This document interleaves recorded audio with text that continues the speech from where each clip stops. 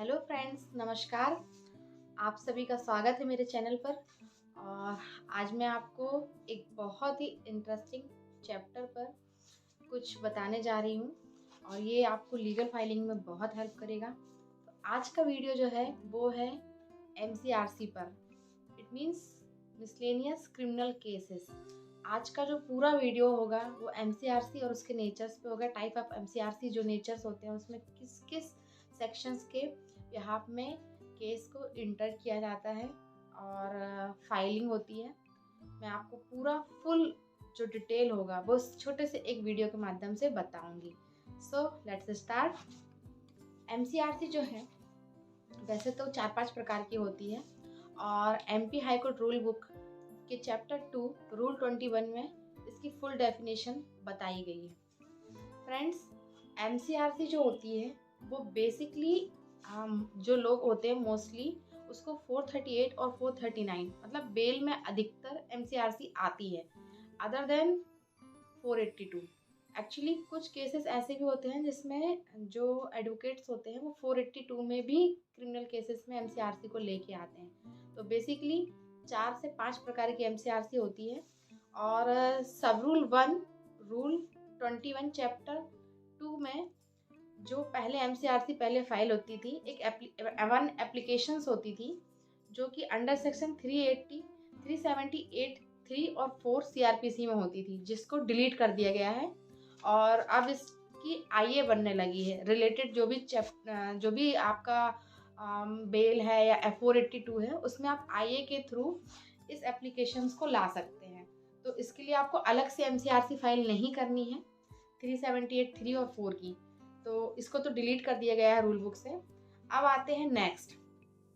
MCRC जो होती है एक एप्लीकेशन जो होती है अंडर सेक्शन 407 सीआरपीसी में आती है, देन 438 एंड 439 सीआरपीसी में आती है, जो कि दोनों ही बेल होती है, बेल से रिलेटेड होती है।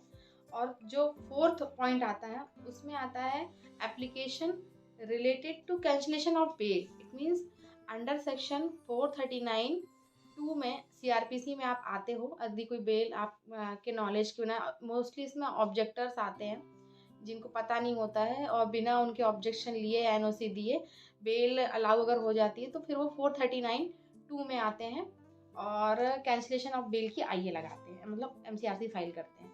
देन लास्ट आता है, सबसे इम्पोर्टेंट भी है, an application under section 482 CrPC. इसके अंतर्गत मोस्टली कॉजमेंट ऑफ एफआईआर के लिए आते हैं, चार्जशीट के लिए आते हैं और कुछ मेन जो प्रोसीडिंग्स होती हैं उनसे रिलेटेड भी एमसीआरसी में आ जाते हैं और complaint, private complaint related matter भी 482 में आते हैं। बहुत तरह की चीज़ें होती हैं जो 482 सीआरपीसी में आती हैं। तो ये छोटे से मतलब वीडियो में मैंने आपको बता दिया है कि कितने प्रकार की एमसीआरसीज होती हैं जो मध्य प्रदेश उच्च न्यायालय में फाइल की जाती हैं और किस सेक्शन से रिलेटेड किस केस में आते हैं। चलिए, अब मैं आपको 439 टू कैंसिलेशन ऑफ बेल और 482 तो आपको समझ में आ गया। 439 और 438 को मैं आपको बताती हूँ क्योंकि मोस्टली एमसीआरसी इन्हीं केसेस में आती है। 438 जो होती है वो एंटीसिपेटरी बेल होती है, इट मीन्स अग्रिम जमानत। जब आपका एप्लीकेंट बाहर होता है कोर्ट से और उसको ये आशंका होती है कि शायद उसकी गिरफ्तारी हो सकती है, तो उस कंडीशन में 438 में एंटीसिपेटरी बेल के लिए एमसीआरसी फाइल होती है।